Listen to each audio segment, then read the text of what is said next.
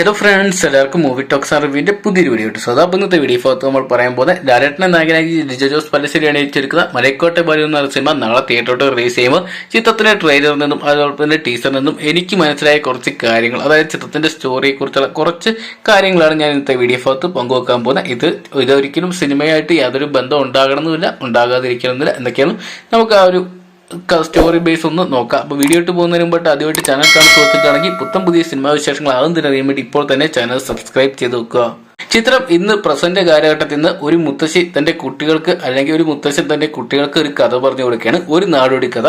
ആ നാടോടി കഥ നടക്കുന്നത് അത് ഇനി കേരളത്തിലല്ല, മറിച്ച് നോർത്ത് ഇന്ത്യയിലുള്ള ഏതോ ഒരു സ്ഥലം. കഥ നടക്കുന്ന പശ്ചാത്തലം ഈ ഒരു കാലഘട്ടമല്ല, മറിച്ച് ബ്രിട്ടീഷുകാർ ഭരിച്ചു അടക്കി വാണുകൊണ്ടിരുന്ന ആ ഒരു കാലഘട്ടം.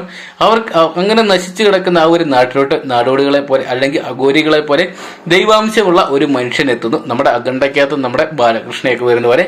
എന്നിട്ട് അത്തരത്തിലുള്ള ആ ഒരു ആൾക്കാർക്ക് അവിടെ നിന്ന് മോചനമായി അവരെ രക്ഷിക്കുന്ന ഒരു തലവനായിട്ട് മാറുന്നു. അല്ലെങ്കിൽ അവർക്ക് ആ ഒരു നാടിനൊരു ഫ്ലാഷ് ബാക്ക് ഉണ്ടായിരുന്നു. ആ നാട്ടിലൊരു ഗുസ്തികളുടെയൊക്കെ ഒരു നാടായിരുന്നു. ആ നാട്ടില് ബാലുവൻ എന്ന് പറയുന്ന വലിയൊരു ശക്തിമാനായിട്ടുള്ള ഒരു ഗുസ്തിക്കാരനുണ്ടായിരുന്നു. ആ അത്തരത്തിലുള്ള ഒരു വ്യക്തിയെ പിന്നീട് അങ്ങോട്ട് കഥയിൽ മിസ്സാകുന്നുണ്ട്. അതിനുശേഷം വീണ്ടും നമ്മുടെ ലാലേട്ടന്റെ ഈ അഘോരികൾ അല്ലെങ്കിൽ ആ ഒരു സന്യാസി വേഷത്തിലെത്തുന്ന നാടോടികളുടെ വേഷത്തിൽ കാണുന്ന പ്രേക്ഷകർക്ക് അല്ലെങ്കിൽ അവിടെയുള്ളവർക്ക് വീണ്ടും ബാലുവിനെ കണ്ട ഓർമ്മ വരുന്നു. അങ്ങനെ അവരുടെ രക്ഷകനാണെന്ന് അവർ തെറ്റിദ്ധരിക്കുക. പിന്നീട് അങ്ങോട്ട് ആ ബ്രിട്ടീഷുകാരുടെ അവളൊപ്പം അവിടെയുള്ള ജന്മിത്വത്തിന്റെയും കയ്യിൽ നിന്ന് രക്ഷിക്കുന്ന പിന്നെ ചതിയുടെയൊക്കെ കഥകളാണ് മലൈക്കോട്ടെ ബാലു എന്നാണ് ചിത്രത്തിന്റെ കഥാസംഗ്രഹമായിട്ട് ഇപ്പോൾ പുറത്തു വന്നുകൊണ്ടിരിക്കുന്നത്. എന്തൊക്കെയാണ് ഇതുപോലത്തെ കഥകളാണെങ്കിലും ചിത്രം പ്രേക്ഷകരെ മടുപ്പിക്കാതെ തീർച്ചയായിട്ടും കണ്ടിരിക്കാൻ പറ്റിയൊരു ക്ലാസ് ആക്ഷൻ മാസ് എന്റർടൈനർ തന്നെയായിരിക്കും എന്നാണ് പ്രേക്ഷകർ ഉറ്റുനോക്കുന്നത്. എന്തൊക്കെയാണ് മലയാളത്തിലെ ബാഹുബലി എന്നുള്ള വിശേഷണം ഇതിനോടൊപ്പം തന്നെ ബാലുവൻ എന്ന സിനിമ നേടിയെടുത്തിട്ടുണ്ട്.